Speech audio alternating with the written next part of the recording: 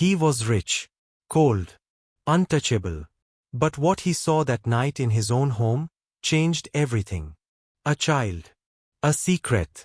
A sentence that shattered his soul. The mansion he built to keep the world out had hidden something so raw, so haunting, it stripped away every layer of wealth he thought mattered.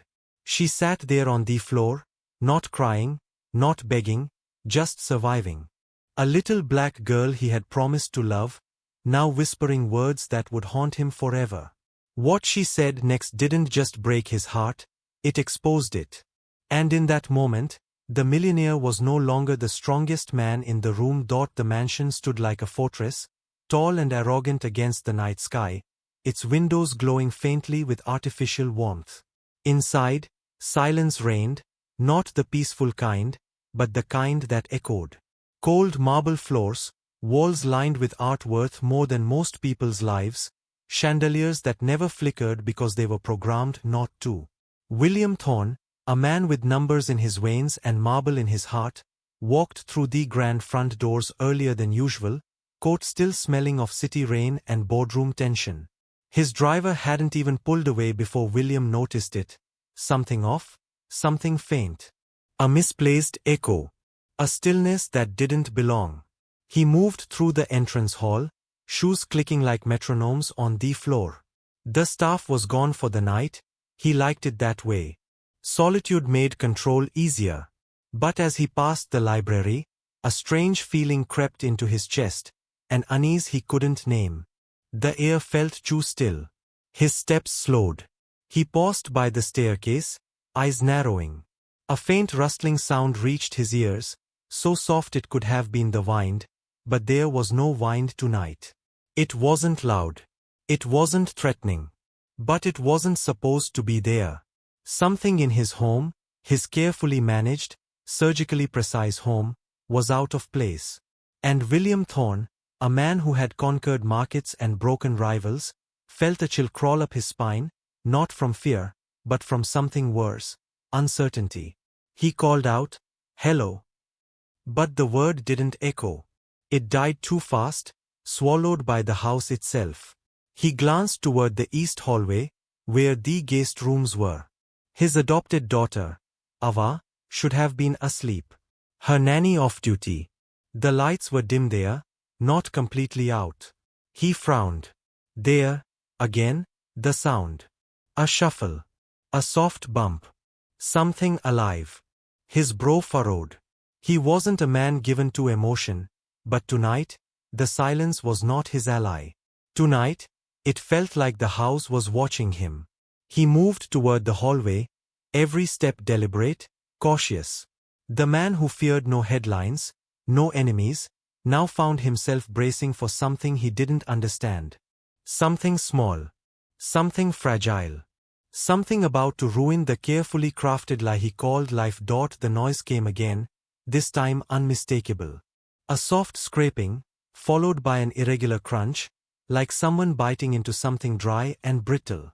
William's ears sharpened as he took a slow step forward, his breath held in the hollow of his chest. The lights flickered slightly in the hallway, just enough to disturb the illusion of control. He stopped outside the slightly ajar door to the spare bedroom where Ava sometimes played. He placed his hand gently on the door, pushed it open without a sound, and then froze. The scene inside didn't register all at once, it came in flashes. A small figure crouched on the floor near the corner. A dim nightlight cast her shadow long and trembling across the wall. Her back was turned, and her shoulders moved in a rhythmic up-down motion. In front of her, on the floor, was a silver ball. William blinked. It couldn't be. But it was. Dog food. Crushed bits of brown, dry kibble scattered around her knees, her little hands dipping into the ball, lifting pieces to her mouth with deliberate, quiet desperation. For a moment, he couldn't move. Couldn't breathe. The image was so surreal, so violently out of place in his sanitized, luxury world that his brain rejected it. "Ava?" he said, his voice barely recognizable to himself. She flinched but didn't turn around. Slowly, She wiped her mouth with the back of her hand and then sat perfectly still. Ava, he said again, firmer now. She turned her head, only partway, just enough for him to see her profile. Her lips were trembling, eyes glassy but not wet. I was hungry, she whispered, her voice so small it might have been the floor creaking. William stepped forward, the floor groaning beneath his weight as if objecting to the intrusion. He knelt down slowly, trying to see her face fully, but she looked away. Why are you eating this? He asked, his voice breaking through layers of disbelief. She didn't answer at first. She picked up another piece of kibble and held it, like it was something sacred. Then she said, with a trembling throat and no bitterness, "It's what you leave out, for something you care about." And just like that, the air was sucked from the room. The silence roared. William felt something he hadn't felt in years, his own heart, breaking. William remained frozen, crouched beside the girl he had promised to protect, staring at the ball of dog food like it was a confession written in blood. The air between them felt thick, electric, humming with a pain that had been hidden too long. "Ava, no, sweetheart, no," he said softly, the words stumbling out like a man speaking language he never learned. She didn't move. Her small hands stayed curled around the edge of the ball, and her head stayed low, chin nearly touching her chest. "Why?" he asked again, more desperate this time. "Why are you doing this?" Ava finally turned to look at him fully, her eyes enormous, ancient in a way a 6-year-old's eyes should never be. "Because I was hungry," she said again, but this time there was no whisper. "And the kitchen is locked. And Miss Julie says you don't like to be disturbed." Her voice was calm, like she was explaining the weather. William's stomach twisted. He wanted to reach for her, to hold her, but something told him she wouldn't lean into it. "But why not ask me? Why not come to me?" he pleaded, the panic rising in his throat. Ava blinked, slowly, like she didn't understand the question. Then she tilted her head and said, "I thought the dog food was safer. The dogs get fed. The dogs are loved. You always pet them." Silence. Long. Cracking. Deafening. William's breath hitched. The room, once just a spare space in a mansion of too many rooms, had turned into a mirror. And in that mirror, he saw himself, not the billionaire, not the philanthropist or genius investor, but the man who came home late, locked the fridge, and assumed love could be outsourced. Ava stood up slowly, wiping her hands on the hem of her nightshirt. "I didn't want to make trouble," she added, as if explaining why she hadn't cried. "But I didn't want to disappear either." Her words hit like knives dipped in innocence. William felt the earth tilt beneath him. In one fragile sentence, she had revealed everything. His absence, his ignorance, the unspoken wounds money couldn't heal. She had spoken softly, but the message thundered. He didn't know whether to hold her or apologize. So instead, he did nothing. Just knelt there, pale, cracked, and broken open. Long before Ava ever whispered those soul-shattering words, the story had already begun unraveling, quietly, in the spaces no one cared to look. William Thorne hadn't adopted her out of love. Not truly. Not at first. It was a calculated gesture during a press-heavy year, when his company was accused of unethical outsourcing. His PR team suggested adoption, make a statement, show heart. So he did. A black girl from a broken system, 6 years old, quiet and polite, with eyes that seemed to study the world like it might vanish any second. The papers called him a hero. The cameras flashed when he picked her up, held her hand stiffly, smiled for headlines. But after the photo ops faded, so did his attention. The mansion remained pristine, but love was locked behind schedules and staff instructions. Ava was handed off, nannies, tutors, cooks, but no warmth. No late-night stories. No father's laughter. Just routines and rules. She learned early not to cry too loud, not to knock on doors after 8 p.m., and never to ask for seconds.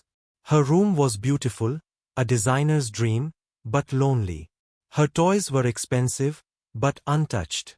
And the kitchen, always locked at night, became a forbidden place she wandered past like a ghost. Once, months ago, she had tried to ask him for a bedtime story. He was on a call. He didn't even look up. Just held up a finger and mouthed, "Not now." She never asked again. Julie, the latest nanny, was polite but strict. Her job wasn't love, it was control. Meals were timed, screens were monitored, and mistakes were punished with silence. And through it all, Ava adapted. That's what abandoned children do best, they survive. She found love in strange places, a soft couch cushion that smelled like her once favorite caretaker, the warm breath of the family dog that sat outside her room, the scraps left in the silver ball beside the back door. That ball became more than food, it became proof that someone, somewhere, cared enough to feed something. And so, one night, stomach empty and heart thinner than ever, she crept downstairs. Quiet. Careful. She crouched by the ball, hoping it was okay, hoping someone wouldn't be mad, hoping someone would finally notice. And when she heard the footsteps coming closer, she didn't run. She didn't hide. She stayed, because if this was wrong, maybe being seen was finally worth the punishment. William stood in the doorway long after Ava had gone quiet again, the dog ball now pushed gently aside, her tiny hands folded in her lap like she was preparing for judgment. But none came. Because for the first time in his life, William Thorne had no defense. No figures. No words. Just failure, raw and enormous, swallowing him whole. He thought back to every time he told himself he was doing enough. The private tutors, the expensive school, the team of child psychologists he consulted once via email. He remembered how he'd proudly signed the adoption papers like they were a merger contract, never once thinking about what the girl on the other end truly needed. It wasn't food. It wasn't safety. It was presence. Love. A father who looked her in the eyes instead of over her head. A man who knew that being cared for wasn't the same as being cherished. And now here she was, treating dog food like a reward because it was consistent, reliable, because even the damn dogs got more emotional contact than she did.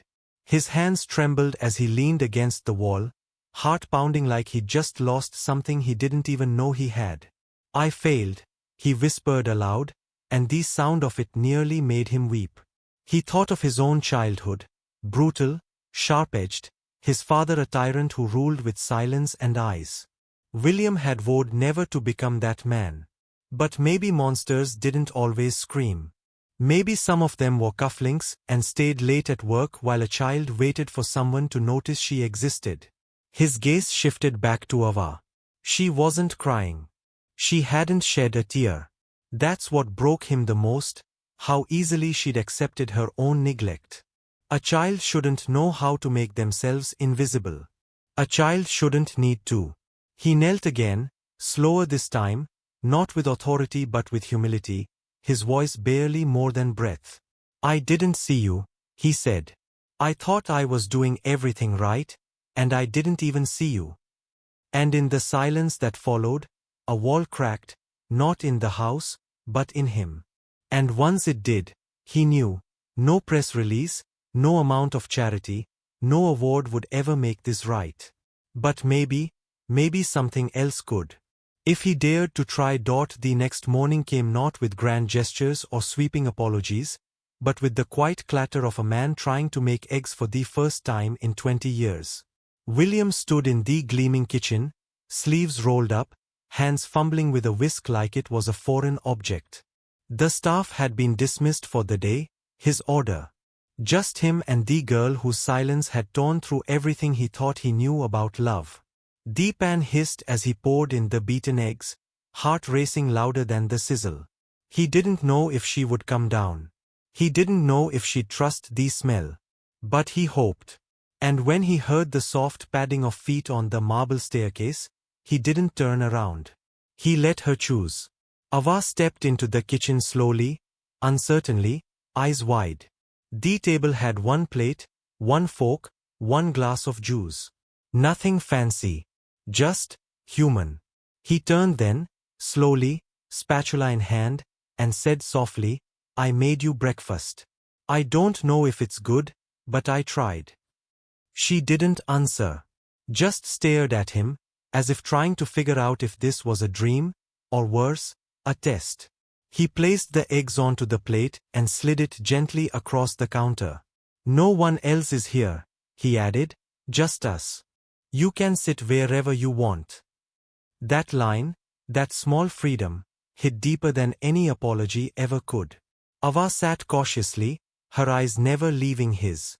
She didn't reach for the food. Not yet. William sat across from her, folding his hands awkwardly. I locked the kitchen at night, he said, voice rough.